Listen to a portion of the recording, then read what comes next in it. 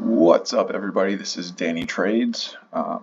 Just going to do a post-market recap here. It is 4:28 Pacific time right now, so we got about a half hour until the aftermarket session closes. Pretty interesting day today. I'm going to give myself a C-/D+ for the day. Actually made some money today, but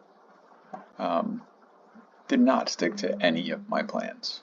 So that is a definite yeah, I'm going to knock myself for that. So, I'll get into what happened today. But basically, I'll let you know where I'm at today. So, we are up, $26 on the day, so not bad.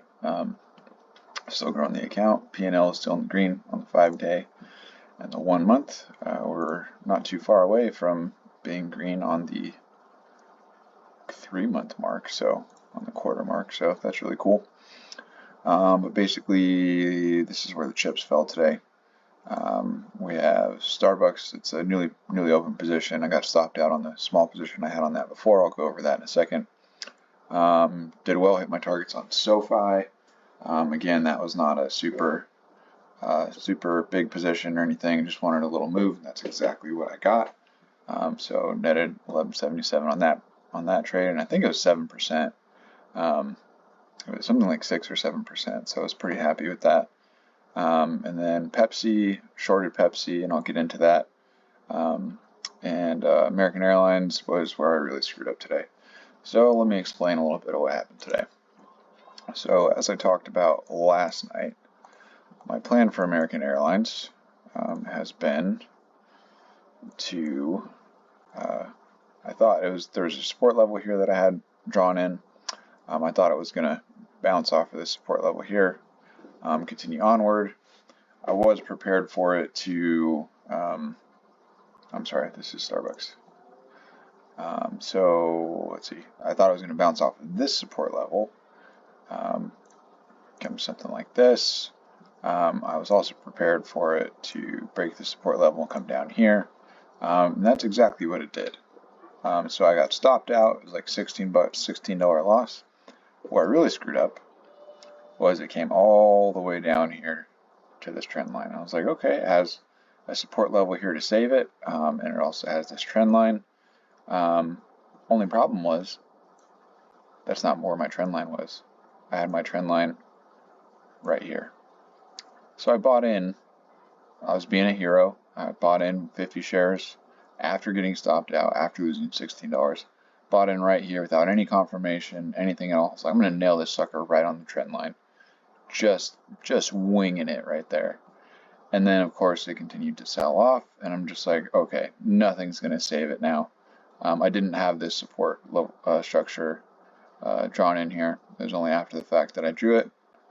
So, yeah, and I say that's an incorrect trend line because I had it like this, and it completely violated these wicks down here. Now, when I draw trend lines, I do like to include the wicks normally. I like to give the stock as much room to move as it needs to, basically. So basically, long story short, at the end of the day, after wasting a day trade and getting out of that because it was still moving down, I was down $28, so that was a bonehead move. After that, I was still keeping an eye on it and got in. You can see my 50 shares are right at 1442. So I got in right here after it bottomed out, bounced off the support level and that trend line, started making a recovery. Had a little bit of wind to it, and then it kind of sold back off. So hopefully, we just got a nice little aftermarket wick up there. So hopefully that thing will jump back up.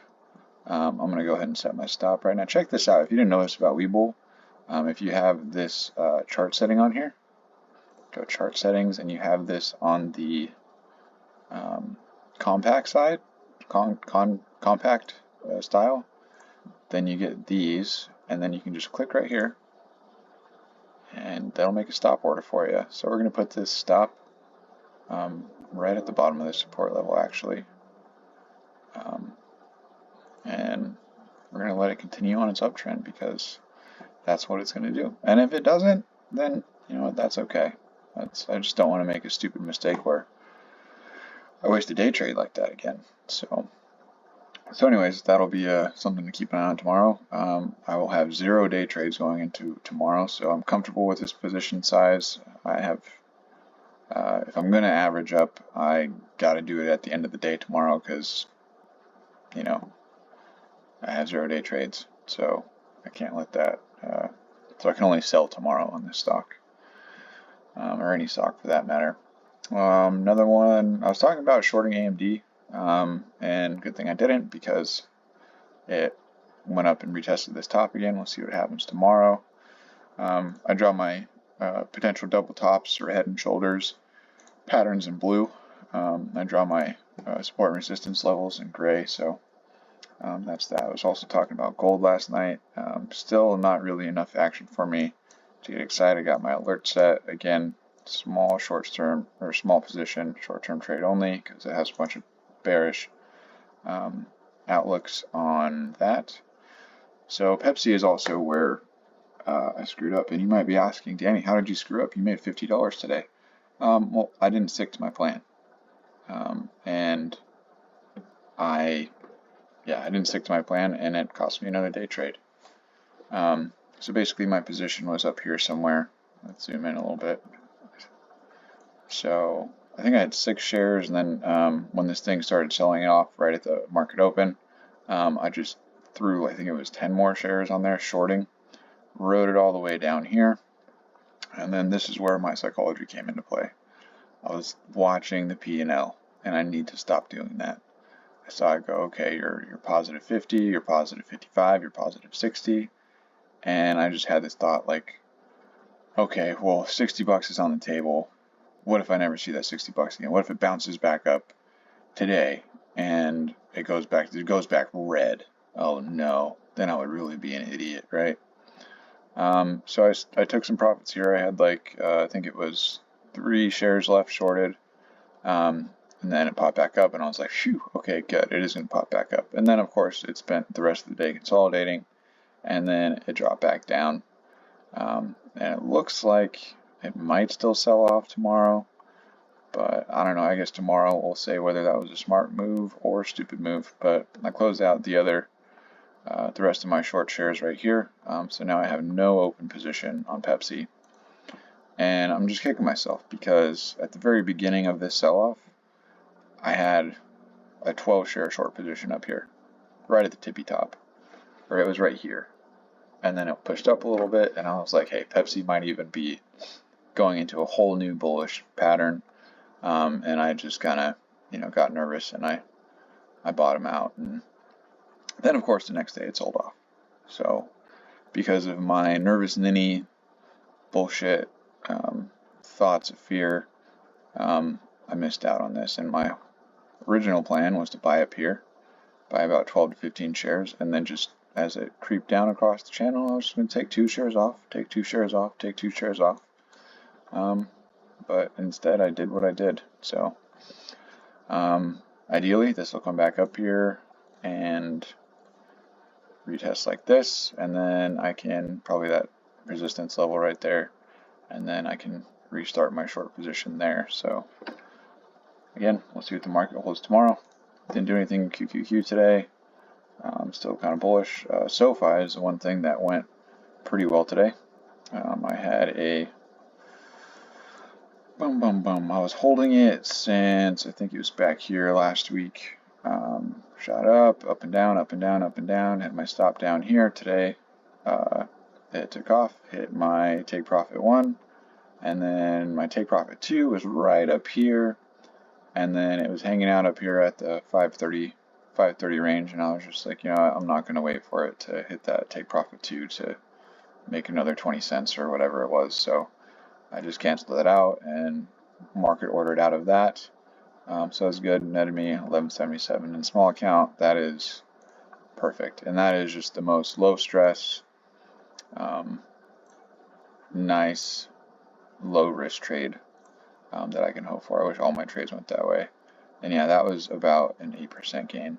So that could be a lot more money, but I mean, SoFi with the way the percentages are on this. Like, I don't want to get into it on something I'm not sure about, with the 3% downside with like, you know, $1,000 position or something. And then on top of that, like I've talked about before, it has all these bearish Weeble call outs, especially this. Where is it? It is that one. Yeah. Want to be careful around those. So, yeah, so that went well. And then I took NVIDIA off my watch list today just because it's so bullish. It's way late to the party. And I want something I can actually possibly make money on my watch list. So, resurrecting this one. TLT is something I have a decent win rate on. And it looks like it's coming back down to this major support level here. And it has just had these nice little waveform here. So I'll probably wait for it to come back into this zone and wait till it comes back out to buy. So we'll set an alert for there. You can see my call out like from a month ago that actually became true. And it looks like at the time I was drawing supply and demand zone, so I'm just going to keep that because they look pretty well respected. So that's where we're sitting today.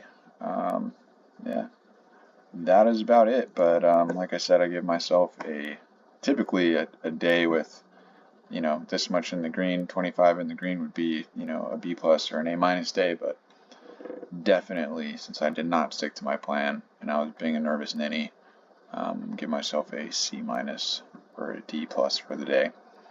But when all the dust settles, it's a green day. So thank God for that. Anyways, that's all for today. Thank you very much. If there's anybody watching this, please feel free to like and subscribe. Drop me a comment and just say, hey, or dude, you missed this support level or whatever. I'm here to learn. I'm here to grow. I'm here to prove to myself that I can be consistently profitable and ride this account all the way up to 5K. So thank you very much. I'll talk to you guys later.